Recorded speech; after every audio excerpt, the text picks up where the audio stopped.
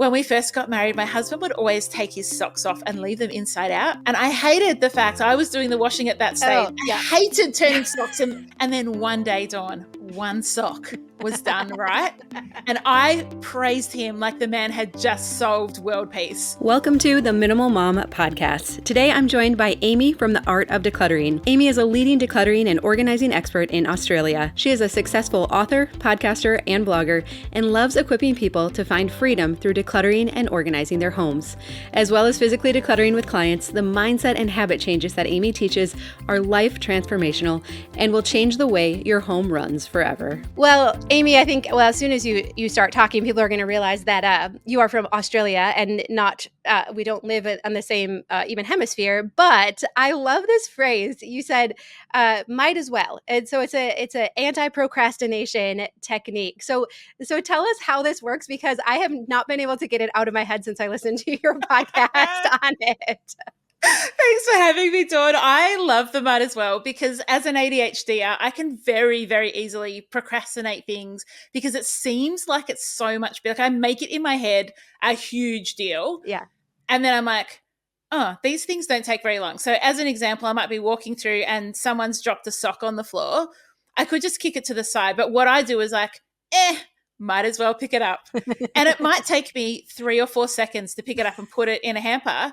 And then I'm like, oh, that was a good payoff. That was worth it. Yeah. I might as well, while I'm getting out of the car, I might as well pick up the rubbish out of the car. I might as well put that jacket away. I'm going to have to do it at some point. Either I can do it now, I might as well, or I'm going to have to think about it 30 times before I do it. Okay, well, I might as well do it now. Well, and I think sometimes ADHD'ers are a little rebellious too, and certainly messy people are, because I know, like, I'll hear the phrase that's like, don't put it down, put it away. And I'm just like, leave me alone. Like, I don't care. But there was something like that. I'm just like, I'll show you. I'll set it down right here, Yeah. But there was something about the might as well that it made it feel like I was in control.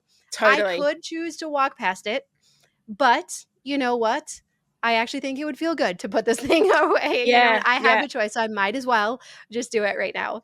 Yeah. And it's something that little kids can take on, people with infirmity can take on. Like, it's kind of this, like, it is a little bit rebellious. It feels like, I'm just gonna do that because I can. Yeah. Like, it's taking ownership of it with the knowledge. Eventually you kind of build out that muscle of my future self is going to be so grateful that I picked up that stupid sock off the ground.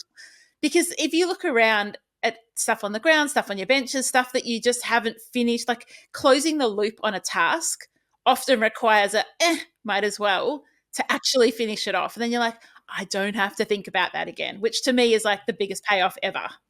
That is so good, because I think many of us have broken trust with ourselves because we've made so many commitments. I'm going to declutter today. I'm going to do this tomorrow. Every night I'm going to have the dishes done, right? And so we've really broken trust with ourselves. And I think this is a great way to start to regain that and to be like, I didn't have to do that. I definitely didn't feel like it, but I chose to do it. And it actually feels really good now that it's done. And you're looking at micro tasks often. I very rarely walk into like a laundry that's overflowing with washing and go, might as well do the washing. Like, I walk in there and go, ugh, I have to do the washing. Mm-hmm. Whereas a might as well can be really micro. It can be that spoon left out on the bench, or the one thing that the kid that unstacked the dish rack did not put away the one thing for whatever reason. I could go track him down, talk to him about finishing a job, or I might as well put it away. Yeah. Like it's not a huge commitment either, which I think is really beneficial when you're looking at all of the things. If you're in a not minimalist home, being able to kind of do the might as well actually gives you that freedom to get started, because otherwise, like, where do you start? I don't know where to, like, I know where to start. This is what I do for a job. But other people, they don't know where to start. So might as well is a really good starting point, and then you get a little bit of momentum. Yeah, that's so good. And I actually really like that idea of closing the loop too. This is something I hadn't really thought of before, but when we leave a task unfinished, whether it's, completely putting away a load of laundry or not getting the dishes done, I always thought, like, it doesn't really matter, because do you know what? There's going to be more laundry tomorrow. There's going to be more dishes tomorrow. It's never done anyways. Until we started fully completing the dishes, like after a meal and stuff. And it's like, oh, wait, there's actually something very powerful about fully completing that task. And I'm not dragging it over to the next day. I heard a gal in our mentorship group called it. She's like, it's like you're closing a tab in your brain. Like Yeah. that one's done. You don't have to have all these tabs open. And so how do you help people to develop those habits though, for like fully completing the loop of things? Yeah, and I think often we don't think of tasks as a loop or as having multiple steps. Like I'm looking at my desk and I've got a full bottle of water sitting here so I can fill my glass and drink as much as I need during the day. But actually, the full loop or the full task is when that's empty, I have to fill it up and then put it back in the fridge. And so it's starting to look at things and go, like, what actually is involved in this, which also sometimes means you need to reduce what you're doing. So sometimes you look at a loop and you think, oh, that's fine, I've got the washing loop. But when you think about the washing loop, you've got to wear the clothes, take the clothes off, put them in the hamper, wash them, take them out of the washing machine, put them in a basket, hang it out on the washing line, bring it in from the washing line, sort it, take it to the bedroom, put it away. Like we're talking like nearly 10 different tasks. So if you can make the loop a little bit smaller and go, actually, the loop is I'm just going to gather all the dirty laundry. All of a sudden, you're giving yourself success because you can close the loop. Yeah. Because these mental tabs, oh my gosh, my brain is, I already have so many mental tabs open for all the things that if I can just be closing these loops, closing those tabs, it makes a really big difference. And like thinking about what is included in that makes a big difference. So I'm not just going to drink the water, I'm going to refill it, I'm going to put it in the fridge. And they're like, oh, that's completely done. I don't have to look back at that bottle and think, oh, that needs filling up. Oh, that needs blah, blah, blah. Because you're actually like, you're taking knowledge of like, this is what's involved. So therefore I'm going to execute on it. It's just sometimes our brains don't naturally think that way. My brain definitely doesn't naturally think that way. Absolutely. Well, and here in the US, we're so lazy. We just put stuff in the dryer. We don't even have to hang it out. Well, in the winter, my dryer is always on the go. Okay, We're lucky we have very hot summers. That's awesome. And so, Amy, you are a professional organizer and also an expert in decluttering. And so, what would you say to the woman who was like, girlfriend, I understand like all the open tabs and everything. Yeah. Where do you recommend that people get started when they are decluttering and then organizing their home? Yeah. I think that the biggest reason that we have open tabs is we have too much stuff. And so in your language, we have too much inventory. Like we have so much stuff that causes all the open tabs.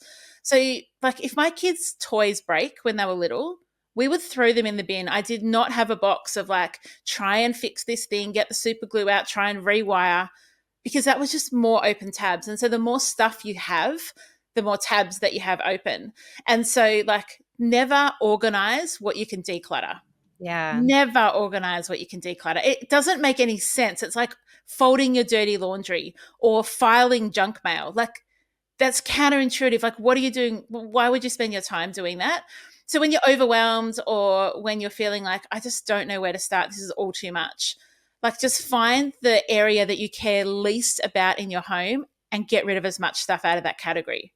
So if you do not care about makeup, just get rid of it all or get rid of 95% of it. Or if you don't really care about books, some people are about ready to turn the podcast I know, off. they're like, done with her. As an author, I feel like I have a little bit of permission. I own about 7 books. So find a category that you are not heavily invested in, that's not hard, and just start clearing it out because, my gosh, it'll make so much difference. Yeah. And I like to think too, like if any area of your home isn't working, whether it is the laundry room or the mud room, or you continually have food going bad in your kitchen. I don't know if you guys have a problem with that in Australia, but I think it's we 30% of food here gets wasted. Ours is 20%. It's mind-boggling. Yeah. And isn't it fascinating? I look back and, we're not that far removed from generations. I think about my great grandparents and I feel like if I would have told them, 80, 90 years ago, did you know we're going to have so much that we are going to have food going bad in the fridge? Oh, a fridge. Well, let me tell you what that is first, right? And then we're going to have so much stuff, we're just going to give it away. Like we're literally going to drive and wait in line to get stuff out of our boot, out of our trunk, right? Use your language. And, we're going to pay people, we're going to pay Amy to come into our home and help us organize all this stuff because we have so many. They would be like, what bizarre world are you describing, right? It doesn't make any sense when you think about like the generational shift, because often the mindsets that we take is what we learn from the generations before us. And yet our experience is so far removed, right? That we've got this, but it's still good. But I could use it, but someone else might use it. What if I need it one day? We take all this stuff with us and then place that into absolute abundance. Yes. Like even like we work with a lot of clients who are lower income. They still have, and sometimes more so much stuff. Yeah. So what do you see, like, as a professional organizer, what do you see, like, if there's one thing you could tell women right now, like, get rid of this. Like, I see this in so many houses. Like, I can't believe, like, we're still keeping this. Like, what are the things that you're just like, oh, I like that question. Yeah. Look, I think there's lots of clothes that we don't wear. Like if you look at a wardrobe, like 80% of what's in there is not being worn with any sense of regularity, if at all. And so I think the spaces that you use really highly. So in a kitchen, you don't need dishware for 40 people. You just don't need that. Like if you have that many people coming over, either borrow something from your neighbor or just use disposable or do something. Like you don't need all of that. You don't need all the appliances. You don't need every gadget that ever there was, just in case you decide to make zucchini noodles once every 2 years. And then toys, like there's so much in our kids have so much stuff that they can't even manage it. They can't sleep well, they can't play well, they can't create well, they can't imagine well, they can't interact well. Like all of those really high rotation areas, you're going to get the biggest payoff. So some of those spaces, they will be harder. Like kids' toys might be harder, or your clothes might be harder, or the kitchen might be like, but what if someone comes over and I don't have those baking balls so that if I want to make a short crust pastry, blah, blah, blah. Well, you'll make do. You'll find a way. People have found ways for thousands of years. It's going to be okay. Yeah. And so like those hot areas where you're there all the time, you're wasting your time, just get rid of it, because the simpler things are, the more time you'll have, the more welcoming a home you'll have, the more money you'll have. Like the payoffs are tell me what the word is. Infinitesimally? Whatever. Well, no, there's I can't remember the other word. Okay. Infinitely would do just fine. There's so many payoffs. Yeah. Like it's huge. Yes. So, and I think I didn't finish my thought. I got ranting, but if any area of your home isn't working, it generally means we have too much inventory there. Is that your experience? It's kind of like, okay, the laundry room's not working, the kitchen's not working, that we generally have. It's like, okay, that's just a sign. Again, there's nothing wrong with me. There's too much inventory there. My kids can't keep their toys picked up on their own, because I'm kind of like, I'm of the camp that at any age and stage, kids should mostly be able to keep their toys picked up and managed on their own. And that's how we know how many they should have. And so if any area is not working, then it's like, okay, we have to reduce the inventory. So again, I like what you said, because clothes, toys, we can have some emotional attachments to those things. So are you a fan of like a time will tell bin, or like a let's pack it away for a little bit, or what approach do you like to take with that stuff? Yeah, I love a time will tell container. Like I just think that is, I've used it so many times over the years, and we always put a date on it and say this is when it was. And sometimes I'll say to clients when we come back to it like 12 months later, if you can tell me what's in here, you get to keep it. Yeah. If you have no idea, let's chuck it in my car. And I think when you look at a space that's not working, like you were saying, like if you walk in, you're like the mudroom's not working, I think generally it's one of two reasons. It's a quantity issue or it's a systems issue. Okay. And always go for quantity issue first, because more likely than not, that's the foundation of what's going wrong. And once you clear the quantity, you're like, oh, okay, this space does work again. And if you have cleared it all out and you're going, I'm not nailing it, this is not working, it's not functional, then you're looking at a systems issue. So then we organize. Like being called a professional organizer can sometimes be so confusing. Like we talk about ourselves as decluttering and organizing experts and declutter coaches, and all ways to say, when we come into your house, we are not predominantly dealing with systems issues. Yeah. We are dealing with quantity issues. Yep. And the quantity issues, as much as it's not the pretty thing that you might want to see, that's going to solve your problem for now and for the long term. Yeah. I've been getting to work with two gals here, Kristen and Kelsey, that are professional organizers, and they said it's 80% decluttering, if not Yeah. more, the work Yeah. that they do. And also that most people have enough organizing bins in their home that they have already bought in an attempt. They're like, we've very seldom, they're like, we're pulling stuff from here and there, and they're bringing us more, oh, I have this in the storage room, right? So they're like, does it look like the home edit when we're done? No, but we didn't have to spend any extra money. They already had the things. And a lot of the things would have worked had they decluttered first, right? And so when it comes to organizing, though, what mistakes do you see people making? Well, I think you just nailed it. What people tend to do is they flip it and they will try and solve with systems before they even deal with a quantity issue. And so every client intake that I do, they're like, so should I go and buy containers or bins? And I'm like, no, you don't need to, because more likely than not, you have already tried that solution. Yeah. And then we're going to probably at the end be decluttering some of those. And so I think the biggest mistake people make is they try and organize first. They go, this isn't working. I'm going to Kmart, or I'm going to the dollar store. I'm going to go and get the containers and I'm going to try and fit it all in. And then you're just trying to shuffle seats on the bus, and it's like, this is not, there's too many people on the bus. Yeah. And so the biggest thing you can do is just start, even if it's slowly, or if you feel like you can go all in and get rid of a heap of stuff. Declutter first, organize second, declutter first, organize second, like every time. Quantity and then systems, quantity then systems. Yeah, that's so good. And I think you have to be prepared to go further than you think with the decluttering. I was in our mentorship group, a young mom just asked, she was like, okay, Dawn talks about her house being easy now, even with 4 kids. Like, she's like, I have a 3-month-old and a 3-year-old. Do you really think, like, at this season in my life, that my house can be easy? Yeah. And I was so glad, because Andy replied to her and said, she said, yes, but you might have to make some tough decisions to get there.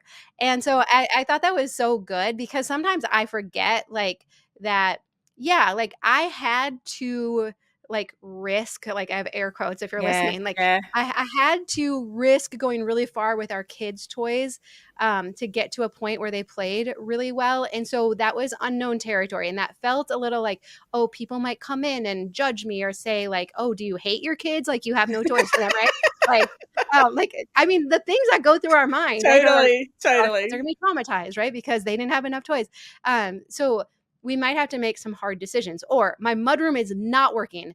And so people can only have 1 pair of shoes here or 2 pairs of shoes here. All the rest have to get stored in your bedroom or whatever. You might have to do some kind of radical things, but then the organization is magical. Then it's fun to and organize. It's also easy. Yes. There's not that much stuff. And I think you really nailed it. You have to take that risk, but also what you have to do is allow to sit with the uncomfortable feelings of that risk playing out a little bit. Yeah. So yes, it might be annoying to start off with that there's just 1 pair of shoes in the mudroom and the kids are constantly running upstairs. But what if they discover that they only really need that pair of shoes and the other shoes are other occasions? So you've got to, you're redoing some of those habits, and it might be annoying. The risk might be, hey, we only now have enough dinner plates for our family plus 3 or whatever you decide to do. Mm-hmm. And it might be annoying that the second night you're like, oh no, they're still in the dishwasher and we forgot to run it or no. Yes.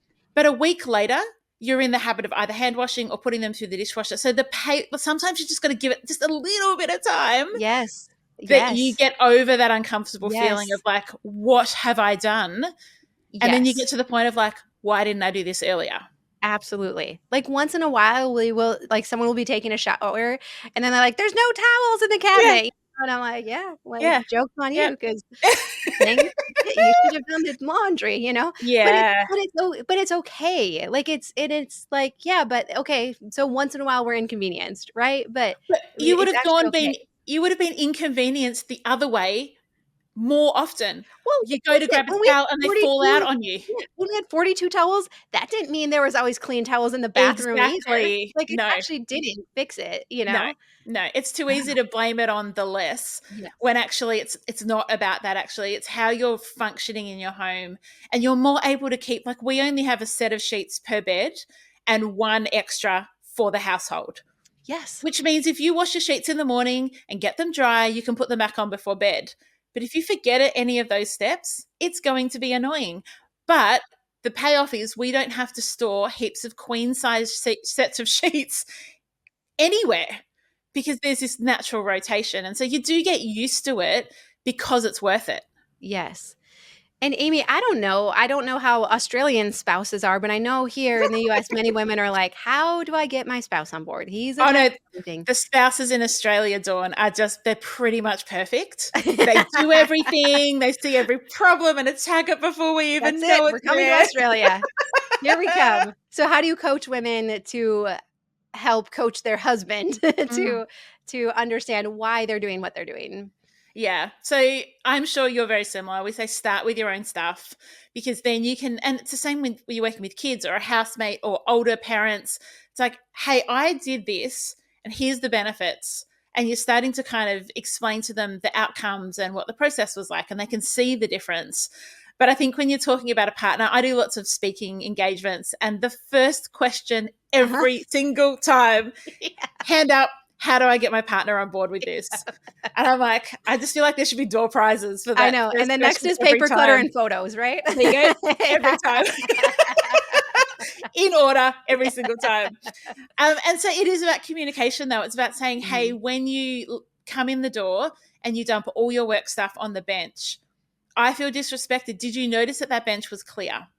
And that's just to slang in the US, you're talking about your kitchen counters. Yeah, sorry. Yep. No, it's good. Yeah, your counter. So if someone comes in and dumps all that stuff there and they haven't noticed that you've intentionally been putting your stuff away when you got home from work, that's a communication issue. Yeah. That's not a clutter issue. That's an issue of, hey, when this happens, this is the implication, or this is what the flow and effect is, or this is how it makes me feel. I always talk about one of the things that when we've been married 22 years, when we first got married, my husband would always take his socks off and leave them inside out.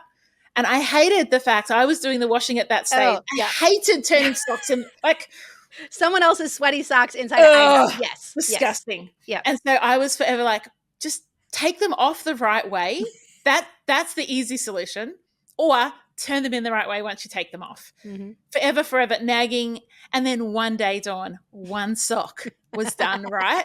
And I praised him like the man had just solved world peace. Like I went, babe, oh my gosh, I felt so heard and respected. And thank you so much. I'm pretty sure he did it by accident. But I raved and was like, this is the input. Like it felt so good. And all of a sudden there's like 2 socks and 3 socks. Yeah. And so sometimes explaining like, this is how I feel when you did that saved me time, but it also stops me resenting you for like 20 minutes every day. I love that. And so sometimes you've got to get your partner on board. And nagging, in my experience, doesn't really work. I can tell you that because I've tried. And just to make sure, because I am doing a service to the entire world, every now and then I retest. I'm just making sure the nagging doesn't work. That's awesome. And it doesn't. And so that communication around it. And when your stuff becomes simpler, sometimes they'll look over and go, could you help me with that? Or, you might just go, hey, if you know your partner well, sometimes I just cleared your bedside table. I saw that your office desk some people don't want you to touch their stuff. So make sure you pick your audience. But, helping in that way and going, I saw that you were stressed. I know you've got exams coming up. I know work's busy. I did this thing. And not to assume that you're the one that has all this free time that you can go around helping everybody else in their spaces, because that's just not the reality of life often. But how do we make life simpler for us so that we can show it and kind of be that walking testimony of like, this stuff works. Yes. And I love in the book Simplicity Parenting, Kim John Payne, he'll talk about, parents will say, how do I get my kids to like clean up their room, especially if they're younger a little bit, if they're more attached to their things. And he'll say, you do your room first. Like, let them experience it. Let them, because then they're going to walk into your room, and 98% of the time they're going to say, I want this for my room. Can we do this in my room? And it's amazing how often that happens. And similarly with spouses or partners, like, do your half of the closet. I hear so many women, then they're like, I just did my half of the closet, and it wasn't right away.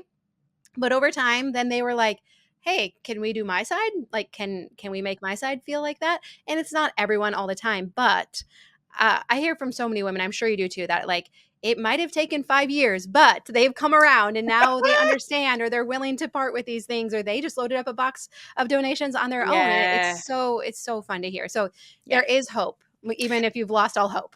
There is totally hope. And I would encourage people too, is decluttering in stealth sometimes can undermine the objective of you trying to engage your family in it.